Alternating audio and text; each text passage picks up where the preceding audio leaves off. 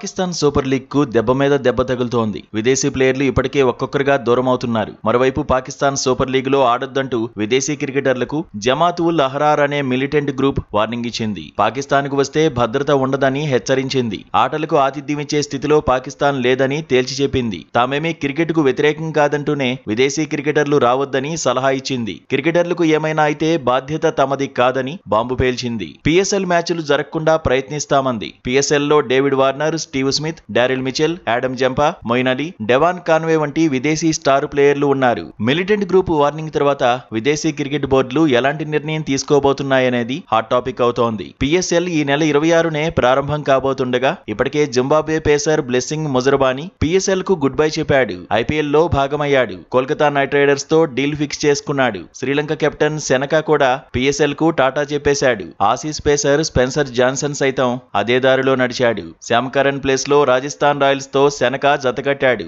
నేతనెల్లి స్థానంలో Chennai super Kings లో Johnson చేరాడు. 2025లో కార్బిన్ బాష్ కూడా పిఎస్ఎల్ కు షాక్ ఇచ్చాడు. ముంబై ఇండియన్స్ జట్టుతో ఒప్పందం కుదుర్చుకున్నాడు. అయితే కార్బిన్ బాష్ పై పాకిస్తాన్ క్రికెట్ బోర్డు పిఎస్ఎల్ లో ఆడకుండా ఏడాది నిషేధం విధించింది. అయినా ఐపీఎల్ లో అవకాశం రాని క్రికెటర్లే ఎక్కువగా పిఎస్ఎల్ లో భాగమవుతున్నారనే చర్చ ఉంది. బంగ్లాదేశ్ క్రికెట్ బోర్డు కూడా పీసీబీకి షాక్ ఇచ్చే అవకాశం ఉందని ప్రచారం జరుగుతోంది. భద్రతా కారణాలతో పాకిస్తాన్ సూపర్ లీగ్ కు తమ ప్లేయర్లను దూరంగా ఉంచాలని బీసీబీ ఆలోచిస్తున్నట్టు కథనాలొస్తున్నాయి. భద్రతపై ఏమాత్రం అనుమానం ఉన్నా పాక్ కు పంపకూడదని డిసైడ్ అయినట్టుగా చర్చ నడుస్తోంది. ముస్తఫిజుర్ రెహమాన్, పర్వేజ్ హుసైన్, షోరిఫుల్ ఇస్లాం, నహీద్ రానా, తంజీద్ హసన్ తమీం, రిషాద్ హుసైన్ కు బీసీబీ ఇప్పటికే ఎన్ఓసీలిచ్చింది. కానీ ఇప్పుడు బంగ్లాదేశ్ ప్లేయర్లు పాక్ కు వెళ్లారా లేదా అనే అనుమానాలు వ్యక్తమవుతున్నాయి. ఇప్పటికే ఇంధన కొరత, భద్రతా కారణాలతో ప్రేక్షకులు లేకుండానే పిఎస్ఎల్ నిర్వహించేందుకు పీసీబీ రెడీ అయింది. 2 వేదికల్లోనే టోర్నీని ఆడించబోతోంది. పాకిస్తాన్ కు వెళ్లేందుకు విదేశీ క్రికెటర్లు సంకోచిస్తున్నారనే కథనాలు వస్తున్నాయి. మరోవైపు పాకిస్తాన్ సూపర్ లీగ్ పై